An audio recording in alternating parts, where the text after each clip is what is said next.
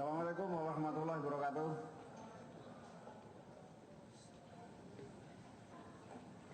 Pagi ini saya selaku Kabar Reskrim akan merilis atau membacakan hasil kegiatan penyelidikan dugaan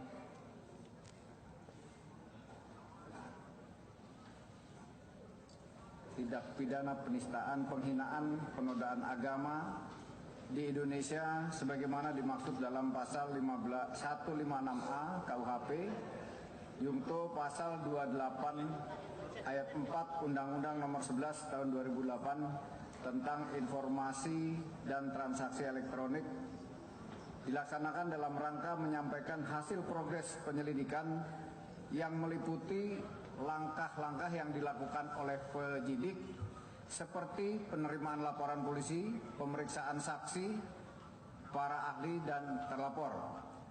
Oleh karena itu, pada kesempatan ini akan disampaikan penanganan perkara tersebut sebagai berikut.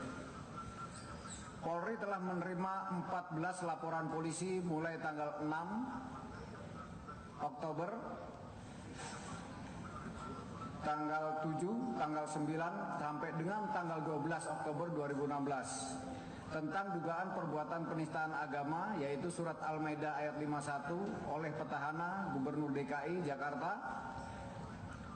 Insinyur Basuki Cahayapurnama pada saat kunjungan kerja di Pulau Pramuka, Kepulauan Seribu pada tanggal 27 September 2016. Menyikapi laporan tersebut, Polri telah melakukan langkah-langkah sebagai berikut. Menerima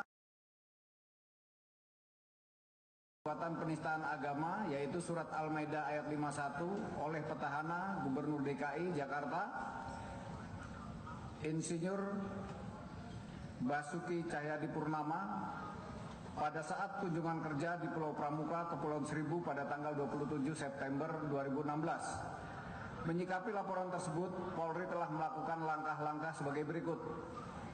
Menerima laporan polisi, kemudian menerima barang bukti. Mulai tanggal 10 Oktober 2016, Polri telah memulai melakukan langkah-langkah. 1. Melakukan bagaimana dimaksud pada pasal 156A KUHP Jungto pasal 28 ayat 2 Undang-Undang Nomor 11 Tahun 2008 tentang informasi dan transaksi elektronik. Hal tersebut dilaksanakan dalam rangka menyampaikan hasil proses penyelidikan yang meliputi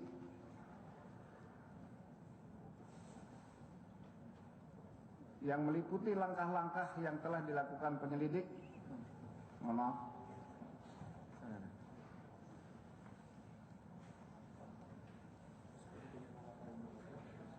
Seperti penerimaan laporan polisi, pemeriksaan saksi, kemudian saksi pelapor, para ahli dan terlapor.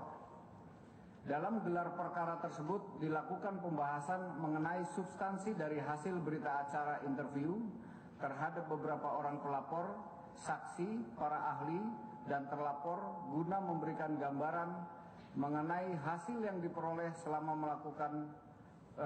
dilakukan proses penyelidikan, yang selanjutnya hasil gelar perkara dipergunakan sebagai bahan pertimbangan dalam menentukan langkah-langkah selanjutnya. Gelar perkara dipimpin oleh Kabar Reskrim Polri, kemudian pendamping Ketua STIK PTIK Irjen Pol Dr. Sigit Tri Harjanto, kemudian staf ahli Kapolri bidang manajemen Irjen Pol Dr. Andes Arif Sulistianto, pengawas internal Itwasum Polri, Divpropam, Divkum, kemudian Baintelkam, pengawas eksternal Kompolnas, Ombudsman, kemudian dihadiri juga dengan pihak pelapor dengan kuasanya 14 orang, saksi yang hadir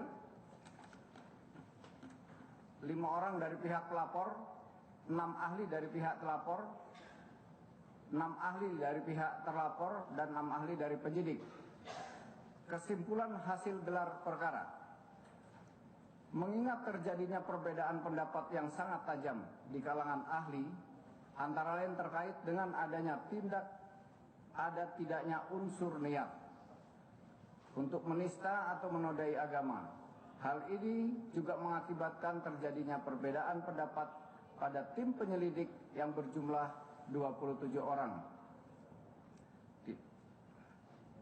yang di bawah pimpinan Brigjen Pol Dr. Andes Agus Adrianto sebagai Direktur Tindak Pidana Umum Baris Krim Polri.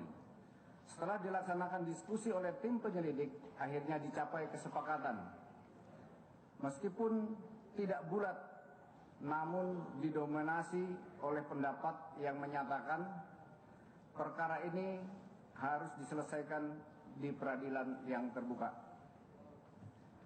Konsekuensinya, proses penyelidikan ini akan ditingkatkan ke tahap penyidikan dengan menetapkan Saudara Insinyur Basuki Cahayapurnama MM alias Ahok sebagai tersangka dan melakukan tindakan pencegahan untuk tidak meninggalkan wilayah Republik Indonesia. Selanjutnya mulai hari ini akan diterbitkan surat perintah penyidikan dan selanjutnya tim penyidik akan melakukan kegiatan penyidikan kemudian meneruskan perkaranya ke jaksa penuntut umum secepatnya. Demikian, terima kasih. Wassalamualaikum warahmatullahi wabarakatuh.